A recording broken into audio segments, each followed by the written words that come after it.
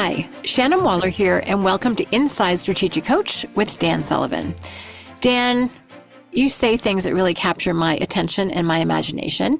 And one of those things that you said recently was that people who are isolated hallucinate. I thought, that will be an interesting conversation. So I'd love to know what you mean by that and how people get isolated. And then we'll talk obviously about how they can solve that. But I find that really interesting that people who are isolated start to hallucinate. So tell me more.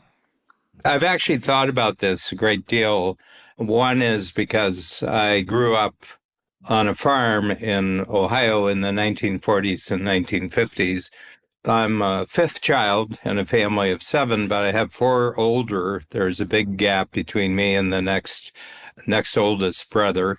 And then I have an even bigger gap between two other brothers. So they weren't my playmates. I didn't really play with my older siblings and my younger brothers. And in the area where the farm was, there were no other children my age, so I didn't really have any playmates until first grade. And then we had to drive 6 miles to get to the school. So it was a trip in a car at the beginning of the day and a trip back. So you didn't hang out after school with other kids. You had to be there.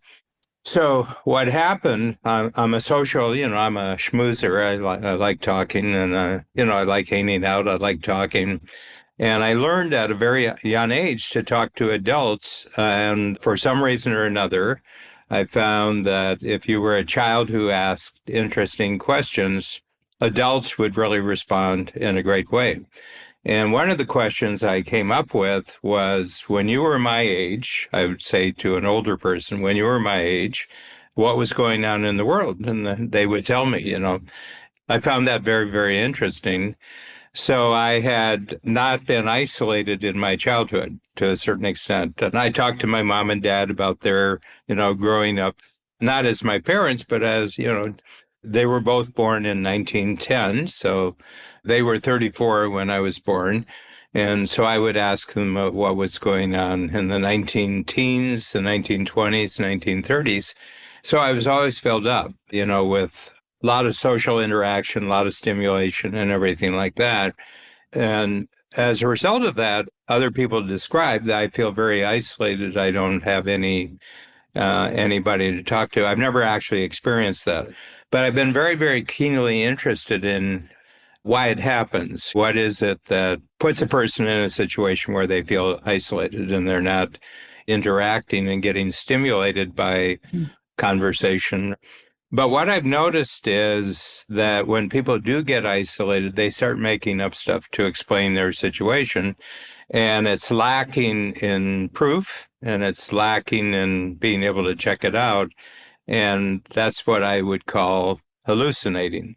Now, I've actually had the physical experience of that because there used to be things called, they're probably still around, but it's been a long time since I've had the experience. They're called flotation tanks. They're still around. Yeah, flotation tanks. It's a tank that you go on. It's got water, but it's saline water. It's got a lot of salt in it. There's no sound.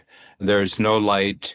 You're in the float tank, and your body just isn't getting a lot of external stimulation, and nothing's coming in. And your mind goes really, really crazy. Your mind kind of goes weird. You start thinking all sorts of things. Not a great deal of it, but I have a certain amount of being claustrophobic. So I don't find it a really comfortable experience. I've been a great reader of novels that involve spies versus spies, that type of thing, espionage and corruption. I'm very attracted to those stories. And one way of torturing people is to drug them in such a way that they go to sleep and then they wake up and they're in a completely rubberized suit that covers their entire body. So they're cut off from all feeling, and they're in a flotation tank like the one that I experienced. Their eyes are covered and there's absolutely no sound, and they go completely crazy. They just go crazy. They're taken out and they're asked questions, and they don't. They say, okay, you're going to go back into the tank And it's such a negative feeling that they'll break. So it's very, very interesting. It's not like torture where you're doing harm to people. You're just taking away all their sensory information. And my sense is there's a relationship between when people feel socially isolated and when they are sensory Mhm. deprived, that people who are socially or feel socially isolated, that they're responding in the same way that someone who's being tortured in that way actually does. The mind has to think about something, and since there's no external input, the mind makes up stuff to respond to. Mhm. And what it makes up has no relationship to what's actually going on in the world around them. So I completely agree. And it is actually a psychological tactic used by sociopaths and narcissists to isolate people from Hmm. their communities, from their people, so that they can then put their ideas in your mind. I've read those stories. I've not read one with a deprivation tank. That's a new one. That's an innovative torture right there. But it's interesting, Dan, and fortunately we're not in the espionage world, but we do see people who get isolated, Hmm. which are entrepreneurs. We've seen some team members. So let's talk about that and how it applies to entrepreneurs. Because in another recent podcast, you talked about, being an entrepreneur can be lonesome because you're Yeah. off on your own. Your ambition is separate from other people's. Sometimes you can't talk about it. So how do you see this with entrepreneurs? I'm really curious. Well, one is where they live. They're an ambitious person and they're living among people who aren't ambitious. Okay. They thrive on continual change, but the people around them resist any kind of change. I mean, it's boring to them, first of all. So consequently, the only stimulation they have is when they're actually working, but they're restricted in what they can work on because they're not dealing with adventuresome consumers. And their family that they come out of, no one's got really any ambition beyond to continue on in the conditions that they were born. Hmm. The other thing is that because they can't work smart, in other words, constantly coming up with new ideas that have customers and they have new ways of incoming, they're very, very restricted in the kinds of activity they can do to get paid, but they have a busy mind. They have a busy imagination. And since their creative imagination is not being rewarded with opportunities and it's not being continually rewarded with income, they start making up stuff to feel that they're okay, but they're making it up. And what I notice is they start becoming outrageous in their aspirations. And what I mean by that is that instead of just creating a new project that in a very short period of time has good cash flow to it, they start wanting to change the industry or save the world or everything like that because their imagination has become bigger and bigger to give them the sense that they're actually connected to the world that they are. And then they have a belief that nobody understands them. They then proceed to come up with ideas where nobody understands them. Unfortunately, a self-fulfilling prophecy. Yes. Yeah, yeah, yeah. The brain just wants to work on something, but they get isolated. Then they become a bit paranoid because that sense of not being understood can be very quickly enlarged to people are out to get me, people are out to stop me. And then it turns really negative and they become paranoid. Okay. There's always competition of some sort in the marketplace, but that's just other people trying to be successful at their business. But for the isolated entrepreneur is that people are out to get them. People are out to frustrate them. And that's pure hallucination. Hmm. Yeah. Because it's really not that personal. Oh, People, people are just doing what they're doing. right. I said it's kind of like it's a rainy day and you're standing too close to the curb and there's a big puddle and a car coming by splashes you and you're angry that they did this purposely. And I said, no, they were just late. They Yeah. didn't even know you were there. No. Next time when it's raining, back up to the storefront so that you don't get splashed. It's that interpretation of what's happened to you as if it's personal. It's not personal. It's just, you know, you got to watch yourself. You got to size up the situation that you're in. But I think a lot of hallucination just comes from is that you're not grasping what you're uniquely good at, one. Okay. And the other thing is that you're comparing yourself to other people. Hmm. And the other thing is you're doing everything yourself. Right. The other thing is you're working harder and longer to achieve the same result. Hmm. You don't have any break from the way that you're going about your business. You're not really taking rejuvenating time. You're not eating properly. You're not sleeping properly. All those will get you to a point where you become delusional. Hmm.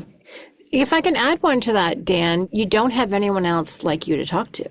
Yeah. Right. So there's no one else. And you are actually, because you are so, paranoid, you don't invite that in either, Mhm. because you might think they're out to take something or steal something or what have you.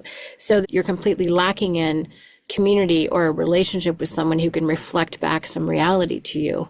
So you're socially isolated. Mhm. Mhm. I would add that to the list. That's very true. So, what's the path through? What's the way out of this? What's the solution, the remedy to entrepreneurs being isolated? Well, I don't know the answer to that because I've gone in just the opposite direction in my life, Mhm. in the sense that I'm deeply connected, not only from a business standpoint, but I'm deeply connected with really powerful friends. I grew up in a big family and I kind of got the handle on the value of being in a big family. Even if they didn't pay attention to me, I paid attention to them. Okay. And, I'm a number five child. Babs is a number four child. Babs and I are together. We're deeply connected, Babs and I. We have friends, you and Bruce are lifetime friends and everything like that. So I always make sure I'm deeply connected. And then I create layers and layers of layers of teamwork around me inside the company and then collaborations with other entrepreneurs. I have this sense that I'm really dealing with reality of relationship, reality of measurable results and everything like that. So the chances of me actually meeting that isolated person are reduced. For the most part, I just don't meet isolated people, but I'm very, very conscious of what happens to someone when they feel isolated. Dan, this actually ties back to our value creation model, which starts with leadership, which is providing direction where people are confused, and then relationship, which is providing confidence where people are feeling isolated. Mm-hmm. This is something that's been in our frameworks for a very long time. Yeah. And then finally, creativity, which is providing capabilities where people are feeling powerless. They don't know what to Mm-hmm. do. So it's interesting to me what you have created. It's really fun thinking about this as a big family type structure, which is what Coach very much is. But it's an entrepreneurial community where people are very connected. Just walked out of where I am right now and people are sitting down for their small group discussions and I got a hug from a fellow team member. There's this sense of community where people can be unabashedly ambitious and there's no isolation, Mm-hmm. right? You are connected and you've always been so tuned in. And you've told me this because I'm the eldest child of two, so I have a very different framework. And it's like, no, it's not good when people are isolated. You'll pick it out, you'll identify it, you'll bring them in. So it's always something you've been very aware of. So to me, it's really fun to be able to do a deeper dive into this today. Mm-hmm. But Coach is very much about creating a community where people never have to feel isolated. Yeah. That relationship is there. Yeah. And the interesting thing is that I'm not going that I'm feeling what the isolated person is feeling. I'm just observing what their behavior is. I don't know what's going on in their minds, but just observing their behavior, something's off. The way they're behaving is, over the years, I've really watched out for this, that if you have an isolated person, nothing good is going to happen. You have to get them connected, you know. So my attitude isn't so much on a feeling level, it's just a clear recognition that nothing good can happen. Yeah. If this person gets isolated, nothing good is going to come out of that situation. You have to arrange things differently so that the person feels connected, or the person leaves, you know, the person leaves, because an isolated person will cause trouble, Yeah. you know, and you can't have that kind of trouble happening. You know, I'm not trying to transform them. I'm just trying to protect the environment. Mm. It's interesting, Dan, because well, you're right. We actually don't run into a ton of isolated entrepreneurs, but I'm sure they're hopefully listening to our messaging and getting the word out so they realize they're not alone. But it can happen within companies. It can happen within families, even where people do get isolated. And so I think really that focus on, it doesn't have to be from a feeling standpoint, which I think it's the strategic approach is what you're talking, is that nothing good can happen when someone is isolated. They will start making up things in not a good way. It's not healthy for anyone, including the environment. So make that connection, pay attention. And it's interesting because we have so many incredibly capable people in our company, and the teamwork in some cases, I'm not going to say it's automatic, but it feels really easy. Sometimes I'm a little conscious or wondering, could I take that for granted? And I need to make sure that I connect with people, that they don't get isolated, again, because it's not healthy for anyone if that happens. Yeah, and you brought up before about things that are happening in the world. I'm very deeply interested in politics. My mother was very interested in, and I caught the bug, if you will, from her. I've always been very, very interested in history and everything else. So what I strive to do is to see how the situation, world affairs today compares to other situations. So I have a sense of not being too influenced by what's happening today, because it's 80% like it's happened sometime else where I've read about it. And that gives me sort of a sense, you know, the world isn't ending. Civilization is not collapsing. It's just that it's like calm days at sea, it's stormy days at sea, you know. Each of them is going to end and become the other fairly quickly. But there are people who don't know history and they listen to the wrong messages and they start feeling terribly scared about, you know, what's going to happen to the world, what's going to happen to, you know, the economy, what's going to happen to my job and everything like that. And that'll isolate them. They get isolated. People can get isolated about almost anything. What the isolated person hasn't learned how to do is to supply their own clarity, supply their own confidence. But entrepreneurs are better at this than people who are not entrepreneurs. Mm-hmm. Yeah. Why is that, Dan? Because they've always had to make up something new and sell it. Yeah, that's a great point. Yeah.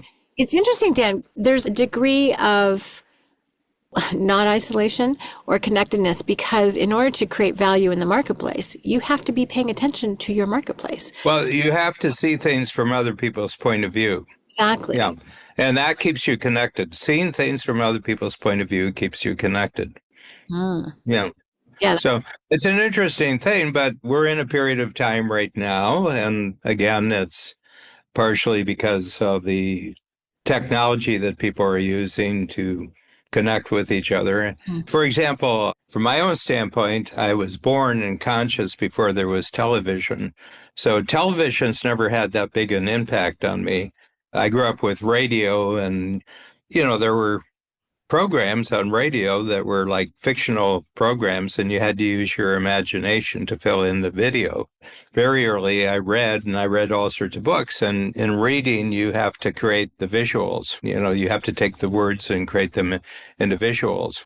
So I've always been really, really good at that from a young age, so that movies never had a big impact on me. Television.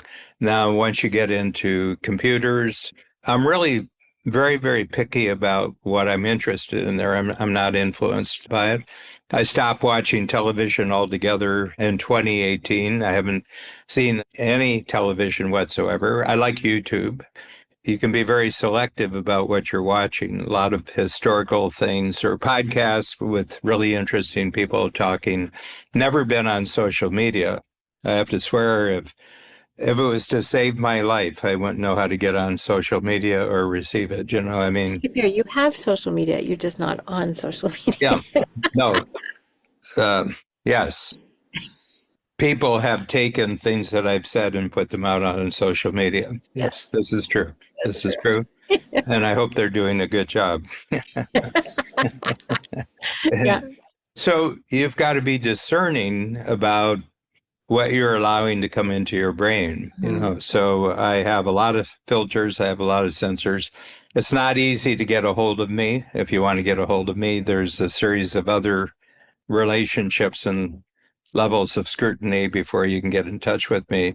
But this is all designed consciously because I don't have any responsibility to make myself available to the world except for my own purposes. It's interesting, Dan, you put some sample copy on the board just to echo this. It's like you are always the buyer, Yeah. right? You choose who comes into your life, personally, professionally, what have you. You are Mm-hmm. always the one deciding, not Mm-hmm. trying to sell yourself to somebody else, which Mm-hmm. is a very powerful standpoint. If someone wants to take action on what we've been talking about today, in terms of people who are isolated hallucinate, and how to, if people are looking at themselves or looking at the people around them, what are some action steps that people can take to prevent isolation, prevent hallucination? Could be team, family, world. What are your thoughts on how to take action on this? Well, learn how to ask really great questions, for one thing. What I mean is get interested in how other people are experiencing life. Okay. When you ask them a question and they say something, resist the urge to say something back.